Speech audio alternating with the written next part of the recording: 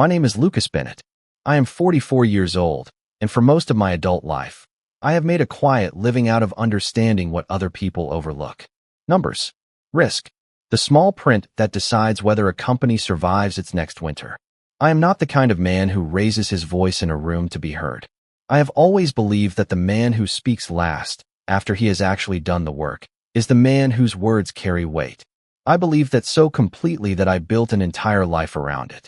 That belief was tested on a Thursday afternoon in April, in a green room behind the set of a daytime talk show called Real Talk Live, while I stood with my arms folded, watching a monitor bolted to the wall, watching my wife of 13 years laugh at me in front of 4 million people. I need you to sit with that laugh for a moment before I tell you anything else, because everything that came after it, every decision I made, every door I walked through, started in the 3 seconds that laugh lasted. Her name is Amy Bennett. Before she married me, she was Amy Whitfield, daughter of Randall Whitfield, chairman and majority owner of Whitfield Heritage Bank, one of the oldest black-owned banks still standing in the state of Georgia. Amy had built her own name too, over the last 6 years, as the host of a lifestyle and finance segment that had grown from a local cable slot into a syndicated brand called Amy Talks Money. She taught women how to budget, how to invest, how to walk into rooms and demand what they were worth.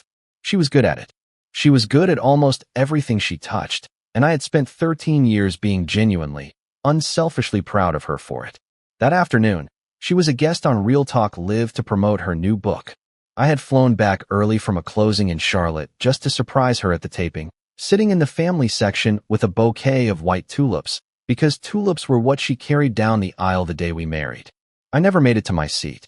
Her publicist intercepted me at the studio door, told me the seats were full, and steered me instead to the green room to watch on the monitor, which I now understand was not an accident. The host, a sharp, funny woman named Loretta Vance, leaned toward Amy on the set's pale blue couch and asked the question that ends up on every talk show sooner or later. So, Amy, you talk to women every week about building wealth, about knowing your worth, about not settling. I have to ask, what does that look like at home for you? What kind of man is worthy of Amy Whitfield? Amy laughed before she answered. Not a nervous laugh. A comfortable one, the kind that comes easy when you already know the room is on your side.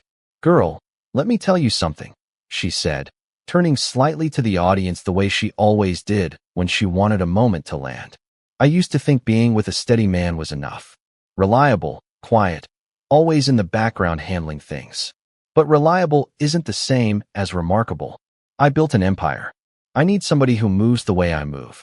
She paused, and the studio audience made the sound audiences make when they sense something juicy is coming. My husband is a wonderful father. But if you're asking what he is in my world, she lifted her hand, palm up, and let it drop. Honestly, he's absolutely nothing. A nice, steady nothing. And I think a lot of women watching right now know exactly what I mean. The audience laughed. Loretta laughed, caught off guard, covering her mouth.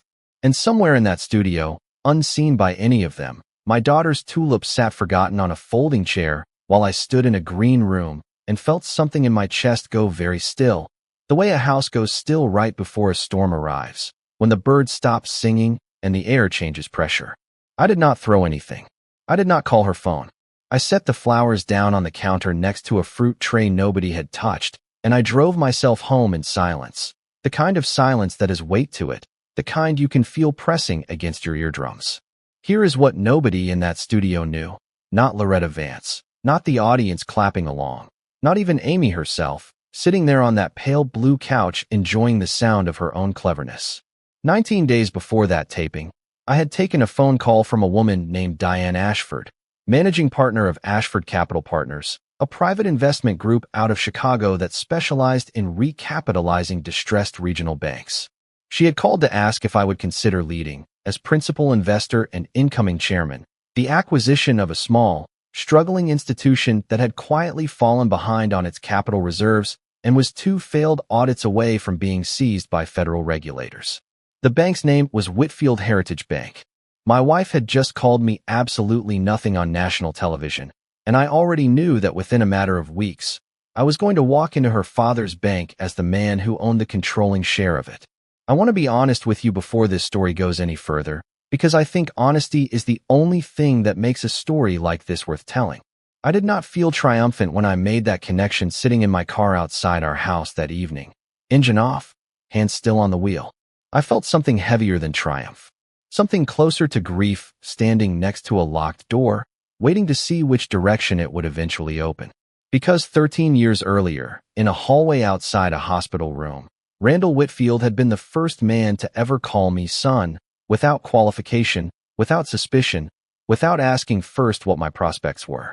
And in 19 days, I was going to walk into his bank not as a son, but as the man holding the paper that decided whether his life's work survived. Stay with me. To understand what I did with that laugh, and what I did with that bank, you first have to understand how I fell in love with the woman who said it. I met Amy Whitfield on a Sunday afternoon in late September, 16 years before that talk show taping, at a financial literacy workshop her father's bank hosted every year in the Fellowship Hall of Mount Calvary Baptist Church. I was 28 years old, working as a junior credit analyst for a regional lending firm, and I had volunteered to help run the workshop because a mentor of mine believed young black men in finance owed something back to the neighborhoods that raised them. I did not expect to fall in love that afternoon. I expected to hand out worksheets about compound interest to a room full of restless teenagers and tired parents. Amy was 24 then, home from graduate school for the weekend, helping her father run the workshop the way she had helped him run everything since she was old enough to hold a clipboard. She had a way of standing at the front of a room that I noticed immediately, feet planted, shoulders square, like she had already decided the room belonged to her before anyone gave her permission to think so. She was explaining amortization schedules to a group of teenagers who clearly wanted to be anywhere else, and she was doing it with so much patience and humor that by the end of her 10 minutes, half of them were actually taking notes. I was assigned to help her run the second half of the session, breaking the room into small groups to practice building a personal budget. She handed me a stack of worksheets and a pencil case and said, without looking up, "Try not to make it boring. I already used up my charm on the amortization part." "I don't think charm is something you run out of," I said. "I think it's something you either have or you don't." She looked up at that, studying me the way people study something they weren't expecting to find in a church fellowship hall on a Sunday afternoon. "That's either the smoothest thing anyone said to me all week, or the corniest," she said. "I haven't decided yet." "Take your time," I said. "I've got worksheets to hand out."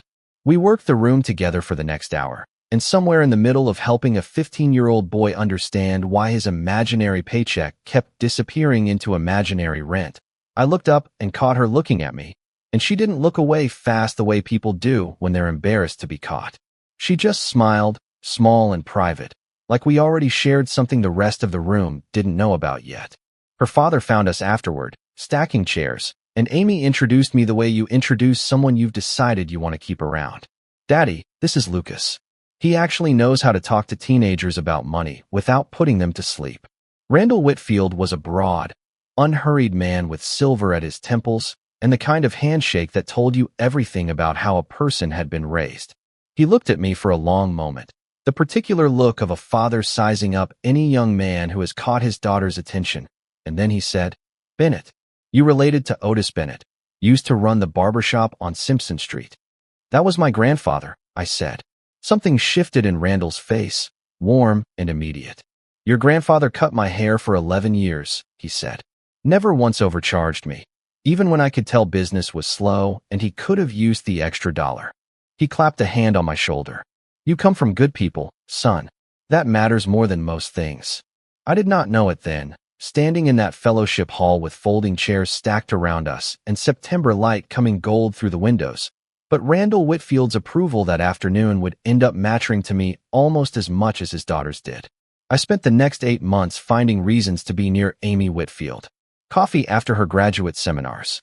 Long phone calls after both our workdays ended, talking about nothing and everything.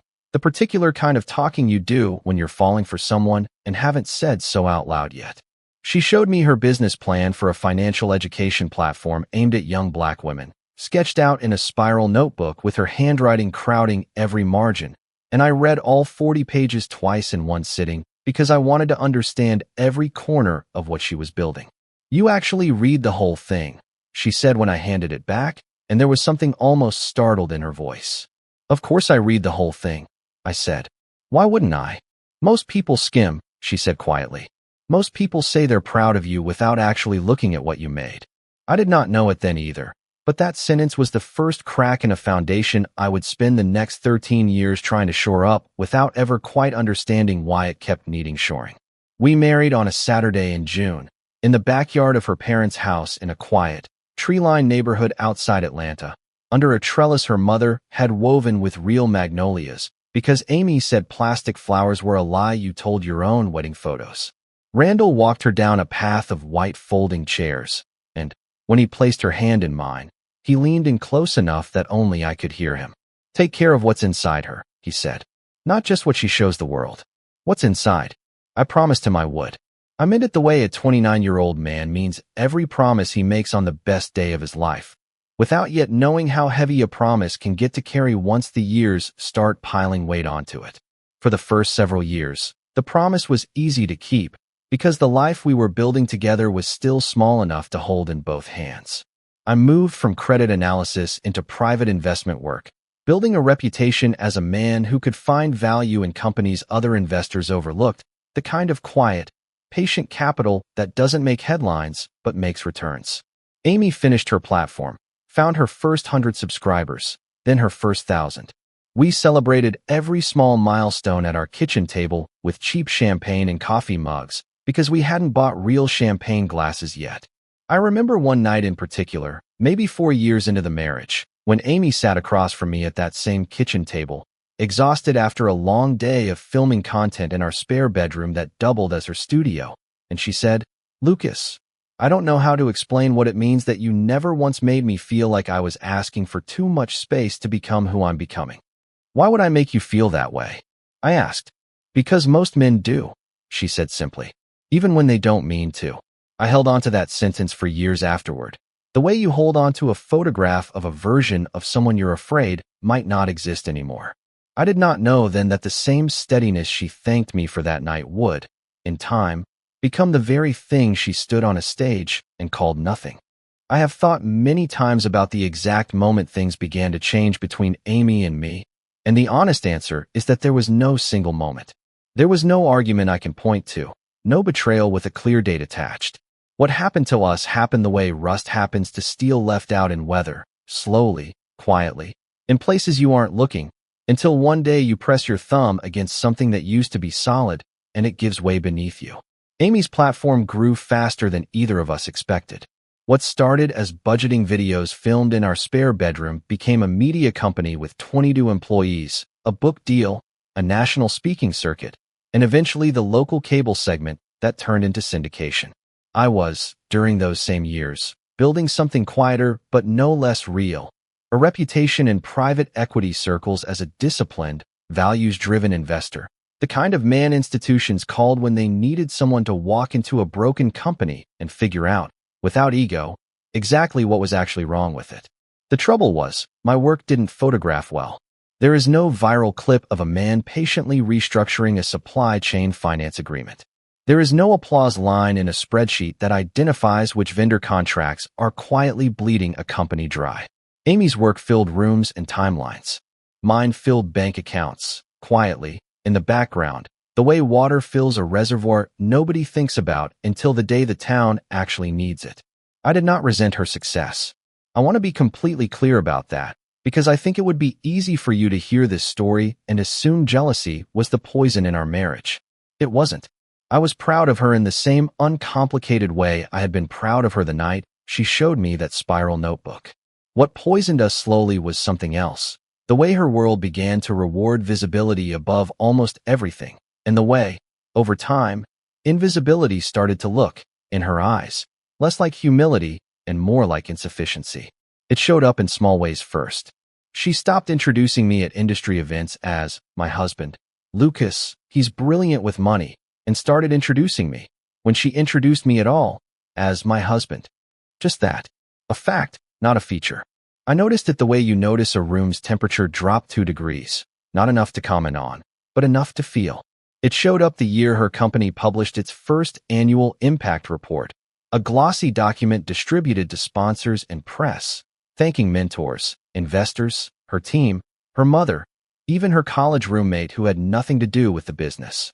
My name did not appear anywhere in 24 pages, despite the fact that I had personally restructured her company's finances 2 years earlier, free of charge, on weekends, after she came to me in a panic because a bookkeeper she trusted had let the books fall into disarray. I found the report on the kitchen counter, coffee-stained, and I read it standing up before our daughter came downstairs for breakfast. I did not say anything to Amy that morning. I told myself it was an oversight. I have since learned that the things we tell ourselves are oversights are often, if we're honest, the first drafts of the truth. It showed up most clearly in the arrival of a man named Trevor Sinclair. Trevor ran a boutique growth consulting firm that specialized in personal branding for what he called high-visibility entrepreneurs. He came into Amy's orbit through a conference panel roughly 2 years before the talk show taping, and within a matter of months, his name started appearing in our conversations the way a new season starts appearing in the air before you can name what's actually changed. A text she answered too quickly at dinner, a laugh on speakerphone that sounded looser than the laugh she gave me most evenings. A business trip extended by a day for reasons that were technically legitimate, but somehow never quite fully explained. I did not confront her about Trevor Sinclair, not because I lacked the courage, but because I lacked the certainty, and I had promised myself years earlier that I would never accuse a woman I loved of something I could not prove. What I did instead, in the quiet, private way I have always processed pain, was pull further into my work. I told myself I was giving her room. I have since come to understand that room, given without a conversation attached to it, is just another word for distance, and distance, given enough time, becomes its own kind of answer. Our daughter, Naomi, was 9 years old during those final drifting years, sharp and observant in the particular way only children are, noticing things adults assume are too subtle for young eyes to catch. One evening, she climbed into my lap while I worked at the kitchen table and asked, without any preamble, "Daddy, how come you and Mommy don't laugh at the same time anymore?" I did not have an answer for her that felt honest enough to give a 9-year-old. I told her that grown-ups get tired sometimes, and tired people forget to laugh as much, and that it wasn't anything she needed to worry about. She studied my face the way children study things they suspect are half true, and then she said, "Well, you still make me laugh every day. So you're not tired with me." I held on to that sentence the same way I had held on to Amy's sentence about space, all those years earlier. Small true things, kept carefully, become the ground you stand on when everything else starts shifting. 3 weeks before the talk show taping, I received the phone call that would change the entire shape of what came next.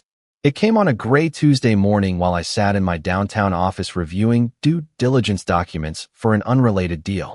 The voice on the line was calm, direct, the voice of someone accustomed to delivering significant news without unnecessary drama.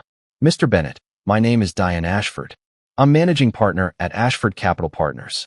I've followed your work for several years, the Meridian restructuring, the Coastal Union turnaround. I'm calling because we've identified a distressed regional acquisition target, and our research tells us you're the only person suited to lead it." "I'm listening," I said. "The institution is Whitfield Heritage Bank," she said. "Family-owned, 3 generations, strong community reputation, but its capital reserves have fallen below regulatory thresholds for 2 consecutive quarters. Without intervention, the bank is facing likely regulatory seizure within the year. We believe, with the right leadership, it can be stabilized and preserved rather than dissolved. We want you to lead that leadership as principal investor and incoming chairman." I sat very still in my office chair, the city moving 12 floors below my window, indifferent as always to whatever was unraveling inside any single person's chest at any given moment. "Whitfield Heritage Bank is my father-in-law's institution," I said. There was a brief pause on the line, the kind that tells you the other person is recalibrating in real time. "We were aware there was a personal connection," Diane Ashford said carefully. "We were not aware of the specifics. I understand if that changes your willingness to proceed." I told her I needed time to think. She gave me 2 weeks. I would use every single day of it, turning the decision over in my hands the way you turn over a stone looking for what's underneath, long before I understood that the woman who had built her entire brand around never settling was about to stand on a stage and settle the question of what I was worth, on television, in front of 4 million strangers. 19 days before I would walk into her father's bank, holding the only thing that could save it. I did not tell Amy about the call from Diane Ashford. I want to explain why, because I think it matters to how you understand everything that happened afterward. I did not keep it from her out of strategy. I was not building some quiet trap, waiting to spring a reveal on her at the moment of maximum damage. I kept it from her because I genuinely did not know, in those first several days, whether I was going to say yes. And I had learned, over 2 decades of careful decision-making, that the worst thing a man can do is announce a decision before he has actually made it, because once you say a thing out loud, some part of you starts defending it instead of examining it honestly. I spent 13 days turning the offer over in every quiet hour I could find. Early mornings before Naomi woke for school, sitting alone at the kitchen table with black coffee going cold in front of me. Long drives home from client meetings with the radio off, just my own thoughts filling the car. I asked myself the hardest questions I knew how to ask, the same discipline I brought to every difficult deal. Except this time the deal was my own conscience. Was I capable of doing this work with real integrity, or was some wounded, overlooked part of me simply looking for a stage of my own? I sat with that question longest, because I refused to let myself move forward on anything less than an honest answer. What I found, when I stripped away every layer of ego and hurt and got down to the actual bedrock of the thing, was this. Whitfield Heritage Bank was a genuinely important institution, one of the last Black-owned banks still serving its original community, employing 41 people, holding the mortgages and small business loans of families who had banked nowhere else for 3 generations. If it collapsed under regulatory seizure, it would not simply disappear quietly. It would be absorbed, its history erased, its community left with one less place that had ever truly seen them. The need for rescue was real. My qualifications for leading that rescue were real. The fact that it was Randall Whitfield's bank was not something I had engineered. It was simply the ground I now had to walk across, carefully, with as much integrity as I could manage. I also asked myself something harder, something I am not proud of needing to ask, but glad I was honest enough to face. Did some part of me want this because of the distance that had grown in my marriage? Because of Trevor Sinclair's name showing up too often in conversations that used to only have room for 2 people? I sat with that question in the dark of our garage one night, engine off, unable to make myself go inside yet, and I made myself answer it out loud, quietly, to no one but the steering wheel. Yes, I said, some part of me is aware. But awareness, I reminded myself, is not the same thing as motivation. A man can notice a feeling standing at the edge of a decision without letting that feeling climb into the driver's seat. I had watched men let hurt drive their choices before, in business and in life, and I had watched, every single time, how that kind of driving ends in a wreck. I was not going to be one of those men. Whatever I decided, it would be decided on the strength of the actual case, not the appeal of the revenge fantasy sitting quietly in the passenger seat, patient, waiting to see if I'd let it take the wheel. On the 10th day of my consideration, something happened that I have thought about many times since, because it felt, in hindsight, like the universe offering me one last chance to close the distance in my marriage before everything else came crashing forward. Amy came home late from a taping, and I was still awake, sitting in the living room with a single lamp on, working through the Whitfield Heritage financial disclosures Diane Ashford's team had sent over for preliminary review. Amy dropped her bag by the door, kicked off her heels, and sank onto the far end of the couch with the particular exhaustion of someone who has spent all day performing confidence for people who will never know her real name. Long day? I asked. Long everything, she said, closing her eyes.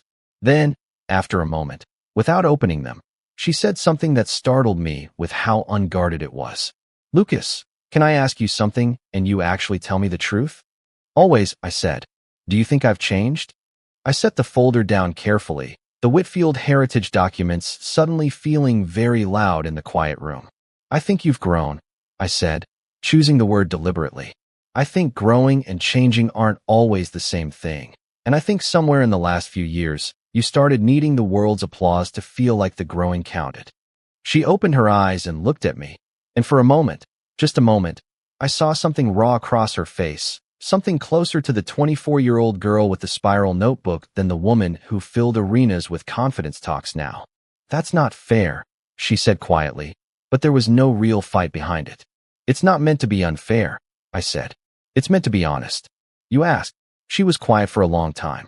Then she said, sometimes I look at what you've built, quietly, without anybody clapping for it. And I feel like I don't know how to do that. I don't know how to build something and not need somebody to see it. You don't need anybody to see it, I said. You need to see it yourself. Everything else is just noise you've gotten used to. She almost said something else. I watched it sit right there behind her eyes, close enough to reach, and then I watched her decide not to say it. The way people do when a truth feels too heavy to lift at 11 o'clock on a Tuesday night. She said good night instead, and went upstairs, and I sat alone in the living room with the Whitfield Heritage folder open in my lap, thinking that maybe, if I had pushed just a little further in that moment, something might have shifted before it was too late. I will never know. 9 days later, she sat on a pale blue couch under studio lights and called me absolutely nothing in front of 4 million people, and whatever door had cracked open that Tuesday night closed again, hard, before either of us had the chance to walk through it.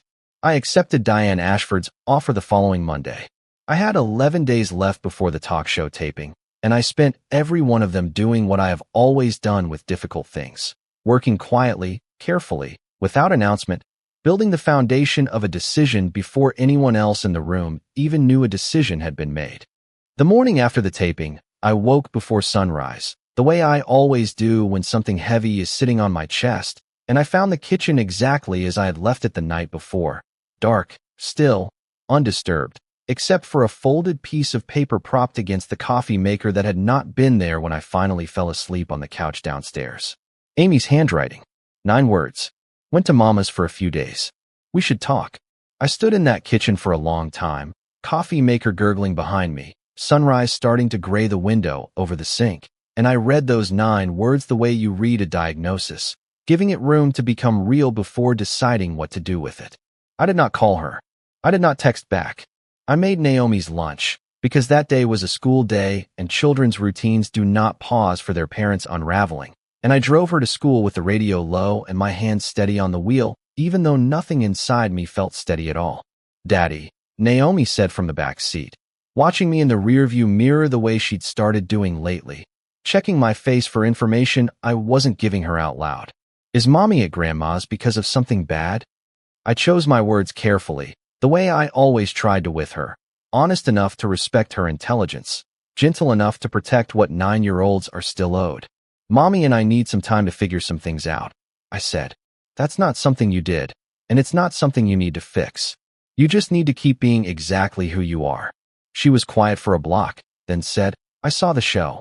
Kayla's mom sent it to my tablet by accident, in the group chat for the school trip. A pause. Daddy, you're not nothing. I had to focus very hard on the road for the next several seconds. I know, baby girl, I said finally. I know you know, she said, with the particular patience children sometimes show adults who are clearly struggling. I just wanted to say it anyway. I dropped her off, watched her walk into the building with her backpack bouncing against her shoulders, and then I sat in the parked car for 3 full minutes before I trusted myself to drive to the office.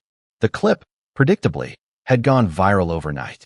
By the time I sat down at my desk, it had been shared across every platform where people gather to watch other people's pain from a comfortable distance. Someone had clipped just the sentence, he's absolutely nothing, and set it against a laugh track, and it had already crossed 2 million views by mid-morning. My phone held 41 notifications I did not open. A voicemail from my mother, her voice tight with the particular fury only a mother can carry on her son's behalf. A text from my best friend, Andre Coleman, that read simply, whatever you're about to do it clean. Don't let her make you into someone you'd be ashamed of. Call me when you're ready. I did not call Andre that day. I opened my laptop instead, and I opened the folder Diane Ashford's team had sent, and I began to work, because work has always been the place I go when the rest of my life stops making sense. The one room where the rules are clear and the outcomes are honest and nothing depends on whether someone chooses to see you. What I found, reading deeper into Whitfield Heritage's disclosures that week, went well beyond a simple capital shortfall.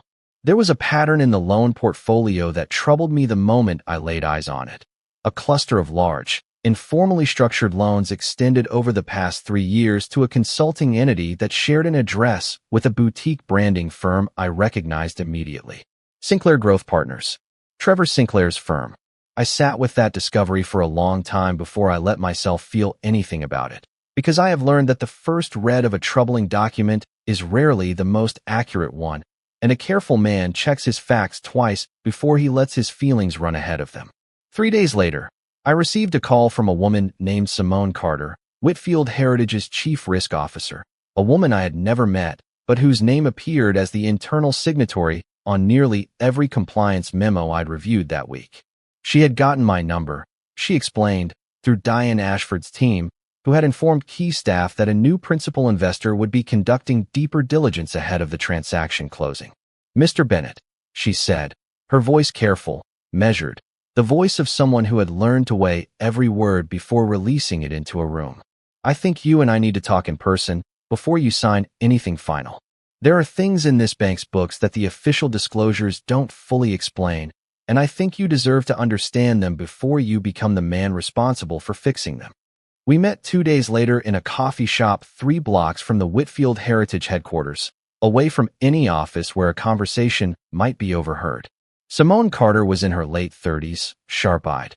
Carrying a leather folder, she kept both hands on even after she sat down, like she wasn't yet fully certain she was going to open it. I've been at this bank for 9 years, she said. I believe in what it does for this community. I've watched Mr. Whitfield build relationships that mattered, extend second chances that other banks wouldn't. I don't want to see it seized and swallowed up by some faceless conglomerate that doesn't know this neighborhood's name. She paused. But I also can't keep sitting on what I know. And I think you're the kind of man who'll actually do something responsible with it, instead of just using it as a weapon. Tell me, I said. She opened the folder. What Simone Carter laid out across that small coffee shop table took the better part of an hour to explain, and by the time she finished, I understood that Whitfield Heritage Bank's troubles ran considerably deeper than a routine capital shortfall. Over the past 3 years, the bank had extended a series of loans to Sinclair Growth Partners totaling just over $2.1 million, structured not as standard commercial credit, but as a rolling, informally renewed line, with no fixed repayment schedule and interest terms so far below market rate that any competent examiner would flag them immediately as a related party concern. The loans had never gone through the bank's formal credit committee. They had been approved through a series of executive memos signed personally by Randall Whitfield. Your father-in-law isn't a corrupt man, Simone said carefully, watching my face for reaction. I want to be fair to him, because I've worked under him for 9 years and I believe that. I think he got backed into a corner and made choices under pressure that he wouldn't have made with a clear head. She slid a printed timeline across the table. About 3 years ago, the bank took a real hit. A major depositor pulled out following a regional banking scare, and Mr. Whitfield needed liquidity fast, quietly, without triggering a panic among the other depositors. Trevor Sinclair offered a private capital injection, structured through his firm, in exchange for what was supposed to be a short-term, low-interest arrangement. It was meant to be temporary. It never got unwound. I sat with that for a moment, the pieces reorganizing themselves in my mind. And Amy? I asked, though some part of me already suspected the answer before I finished the question.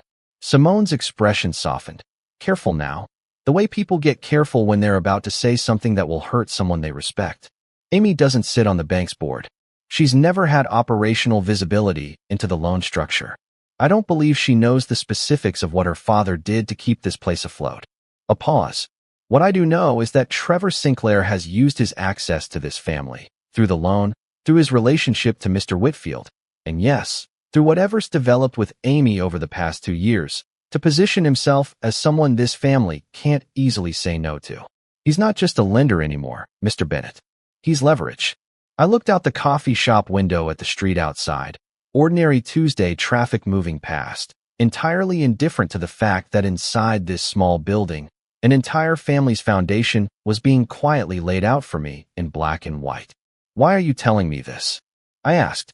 You could have kept this to yourself. You could have let the acquisition close and stayed quiet, protected your own position. Simone closed the folder, resting both hands on top of it.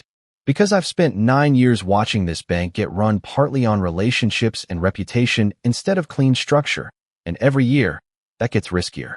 I think whoever ends up in charge of this institution's finances needs to know everything that's actually inside them. not just the parts that make the acquisition look attractive. She met my eyes directly.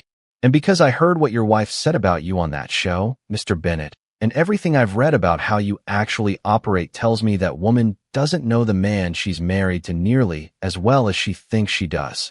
I did not respond to that directly, though something in my chest loosened slightly, the particular relief of being seen accurately by someone who had no reason to flatter me.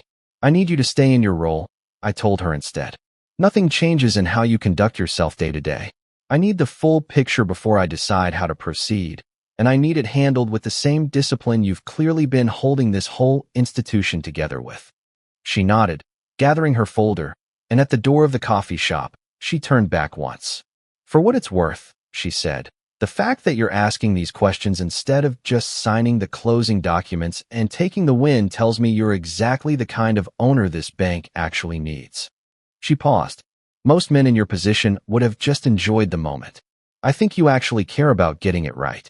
I drove back to my office that afternoon and sat alone for a long while before opening a single document, letting what I had learned settle into its true size before I let myself act on any of it. I thought about Randall Whitfield's hand on my shoulder in that fellowship hall 16 years earlier. You come from good people, son. That matters more than most things.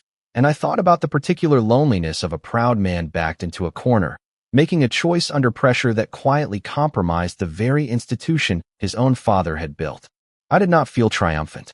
I felt the specific weight of a man who now held, in his hands, the ability to either destroy a family or save it, and who understood that the difference between those two outcomes would be decided not by what he was legally entitled to do, but by what kind of man he actually chose to be when nobody was forcing him to choose well.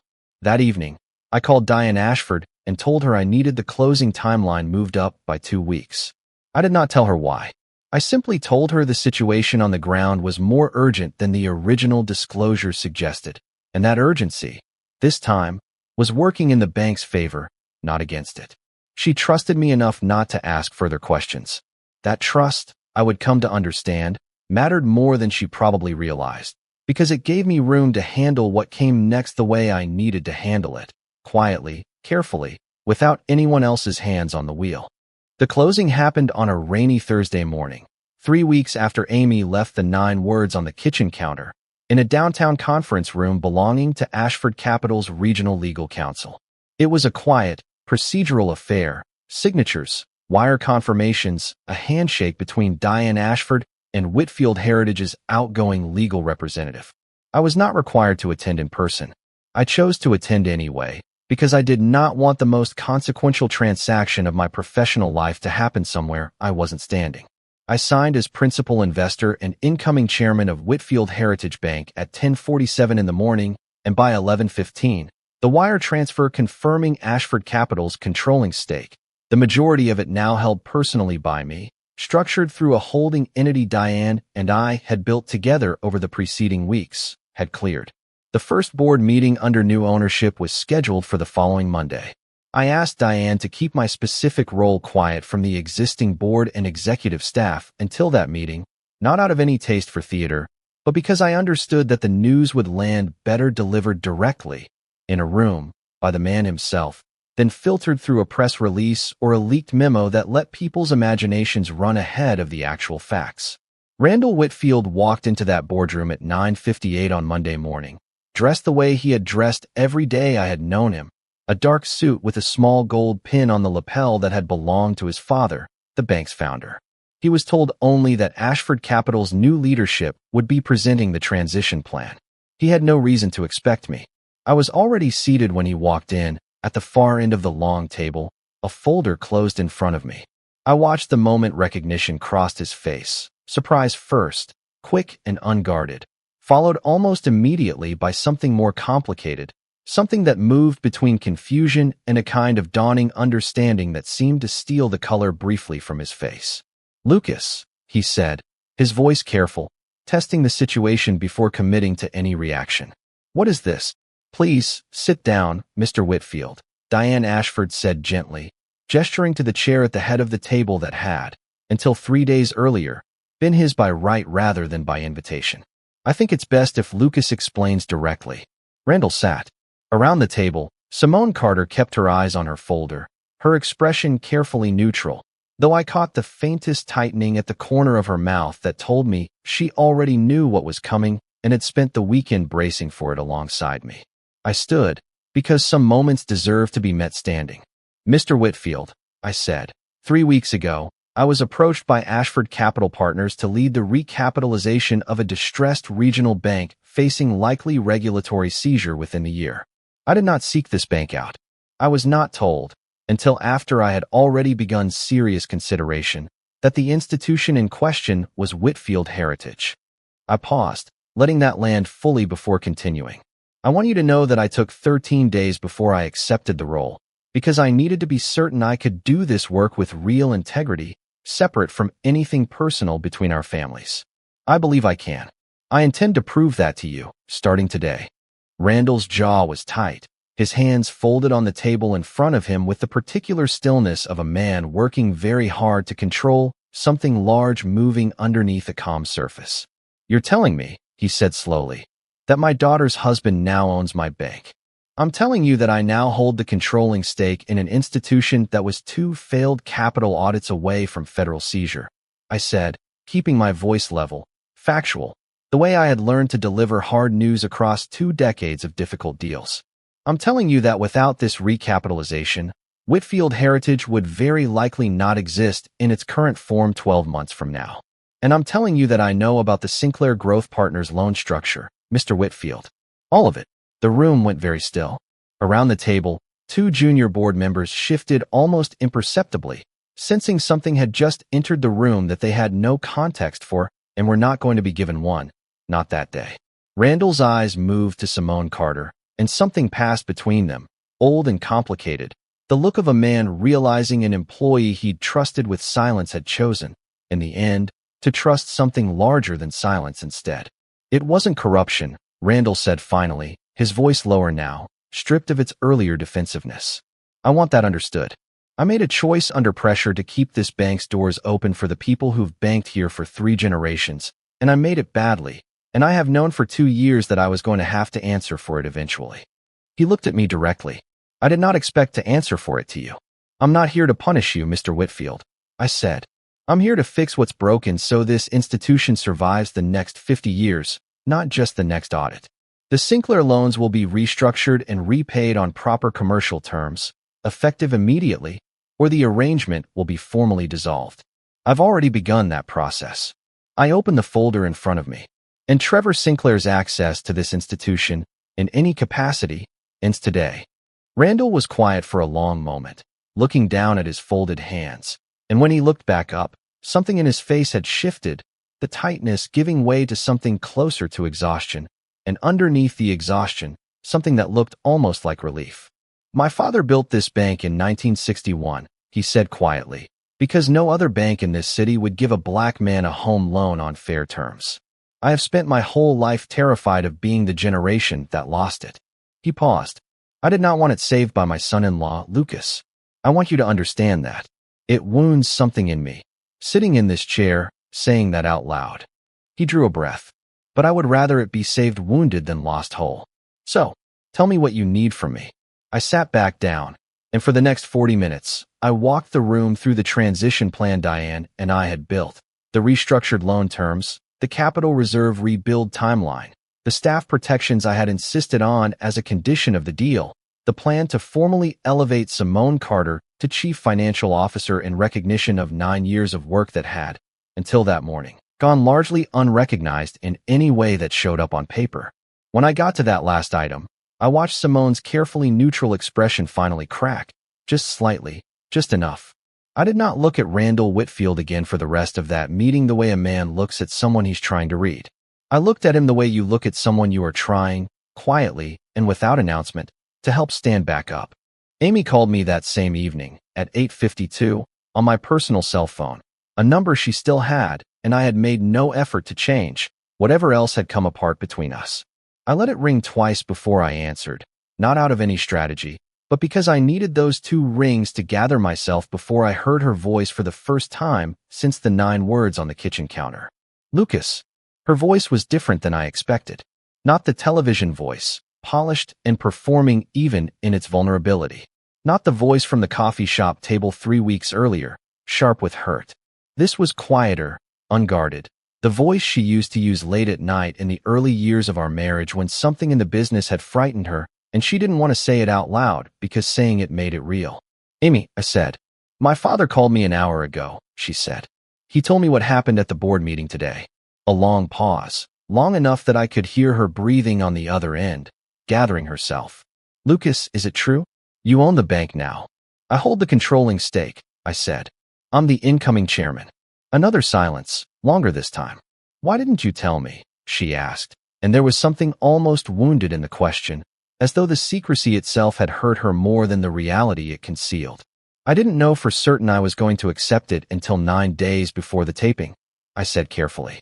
"And by the time I made my decision, you were already telling 4 million strangers what you thought I was worth. I didn't see an opening to sit you down and explain something that complicated in the middle of that." She was quiet for a long moment, and when she spoke again, her voice had changed, something rawer underneath it. "I've been sitting with that clip for 3 weeks, Lucas. Loretta's team has reached out twice asking if I want to do a follow-up segment addressing the backlash. I told them no both times." A pause. "I keep watching it back, trying to understand what made me say it that way. And the honest answer keeps landing in the same place, and I don't like where it lands." "Tell me anyway," I said. "I think I was scared," she said quietly. "I think somewhere underneath everything, I knew you were the most solid thing in my entire life, and being married to something that solid started to feel like it made my own success look smaller by comparison. Like I needed the world to see me as the ambitious one, the remarkable one, and having a husband who was quietly, steadily remarkable too felt like it was taking up space I thought I needed for myself." Her voice caught slightly. "So I made you small in front of everyone, because it was easier than sitting with the fact that I was the one who'd started feeling small next to you. And I didn't know how to say that out loud without it costing me the image I'd built my whole business around." I sat with that for a long moment before I responded, because I did not want to answer too quickly, the way you don't rush to fill a silence that finally has something true sitting inside it. "That is the most honest thing you've said to me in 3 years," I said finally. "I know," she said. "I'm sorry, Lucas. Not because of what it's cost me professionally, though it's cost me plenty. I'm sorry because it wasn't true, and I said it anyway, in front of the whole world, and I let it be the last real thing I said to you before I left 9 words on a counter and drove to my mother's house." I closed my eyes, standing alone in the kitchen where those 9 words had waited for me at sunrise 3 weeks earlier. "I never thought I was nothing, Amy," I said quietly. "Not for one day of the 13 years we've been married. But you calling me that, out loud, in front of everyone, it did something to me. It didn't break me, but it changed something about how carefully I'm going to protect my own peace going forward. I need you to understand that, whatever happens next between us." "I understand," she said. Then, after a pause, quieter still, "Is this, the bank, all of it? Is this you getting even?" I thought about that question honestly before I answered, because I owed her, and myself, an honest answer. "No," I said. "If I wanted to get even, I would have let Ashford Capital's original team handle this acquisition the way they handle every distressed bank. Strip it, restructure it for maximum return, and let your father's name become a footnote in somebody else's annual report. I fought for 11 days to be the one who led this deal personally, specifically because I did not want that to happen to your father's bank, or to the 41 people who work there, or to a community that's banked nowhere else for 3 generations. That's not revenge, Amy. That's just who I've always been. You knew that once. I think somewhere you still do." She was quiet for a long time. "Trevor called me an hour before my father did," she said finally, her voice careful now, like she was setting something down gently. "He wanted to know if I could get you to soften the terms on the loan restructuring. He wasn't kind about it, Lucas. I think I finally saw something in him tonight that I'd been choosing not to see for 2 years. What you do about that is between you and yourself," I said. "It's not my business anymore, and I've made peace with that." "Can I ask you one more thing?" she said, and her voice had gone very small now. Almost the voice of the 24-year-old girl standing in a fellowship hall with a spiral notebook full of dreams she hadn't shown anyone yet. "Ask," I said. "Did you ever stop loving me? Even after everything?" I stood in that quiet kitchen for a long moment, the sunrise long gone. evenings settling fully into the house around me. Naomi asleep upstairs, the good dishes still sitting untouched in the cabinet above the stove where they had waited and used. Through 13 years of occasions we kept telling ourselves weren't special enough yet. No, I said honestly. I didn't stop. But love isn't the only thing a marriage needs to survive, Amy. And I think we're both going to have to sit with what else was missing before either of us can answer what comes next. 6 months after that Thursday morning taping, Whitfield Heritage Bank posted its first fully compliant capital audit in over 3 years.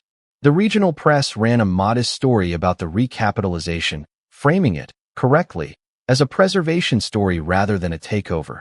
A legacy black-owned institution saved from federal seizure through new investment leadership. Its original founding family retained in an advisory capacity, its staff protected, its community relationships intact. Diane Ashford called it one of the cleanest turnarounds her firm had ever executed. I understood, privately, that clean had never been the only thing I was after. Right had mattered just as much.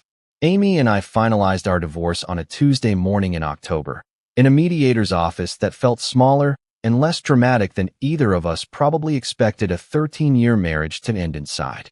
There was no shouting, no final accusation thrown across the table. We divided what needed dividing with a kind of careful respect that surprised me, given everything that had come before it. And when it was finished, Amy stood, gathered her folder, and paused at the door. "For what it's worth," she said, "I've started telling a different story on my platform now. About how success without honesty just becomes a performance you eventually can't keep up. I use what I did to you as the example. I don't hide from it anymore." She met my eyes. "I hope one day that story actually helps somebody the way I hurt you to learn it." "I hope so too," I said, and I meant it, without bitterness, the particular piece of a man who has already done the harder work of forgiving, in his own time, at his own pace, for his own sake more than anyone else's. We built a custody arrangement for Naomi that worked, mostly, because both of us actually loved our daughter more than we had ever loved being right about each other. Amy and I are not close now, not the way we once were, but we are civil, and civility, I have learned, is its own kind of quiet accomplishment when it follows something as public as what we went through. Simone Carter's first full year as CFO closed with the bank's strongest deposit growth in over a decade. Randall Whitfield still comes into the office 3 days a week, mentoring the small business lending team, telling stories about his own father's early years running the bank out of a converted storefront on Simpson Street, and every so often, he catches my eye across the boardroom table and gives me a small nod that carries more weight than most conversations I've ever had. On a Saturday evening in early spring, I sat on my back porch after Naomi had fallen asleep, the way I had sat on porches at every real turning point of my life, it seemed, with the neighborhood settling into its evening rhythms around me, and the porch light casting its small, steady circle of ordinary gold light across the steps. I thought about everything the last year had cost, and everything it had returned. I thought about a fellowship hall 16 years ago, and a hand on my shoulder, and a promise I made to take care of what was inside someone, not just what she showed the world. I thought about a laugh that lasted 3 seconds and somehow rearranged the next year of my entire life. I thought about the particular discipline it takes to hold power in your hands and choose, deliberately, again and again, not to use it as a weapon, even when a weapon is exactly what everyone around you expects you to reach for. My grandfather used to tell me, when I was young and frustrated by how slowly good things seemed to arrive, that the tree that grows slow grows strong, and the one that shoots up fast is the first one any real storm takes down. I understood that sentence differently now than I had as a boy. I understood it as a man who had spent 13 years building something quietly, invisibly, patiently, only to be called nothing by the one person who should have known better than anyone what all that quiet building had actually been worth. I was called absolutely nothing in front of 4 million people. And instead of proving them right by breaking something, I built something back up instead.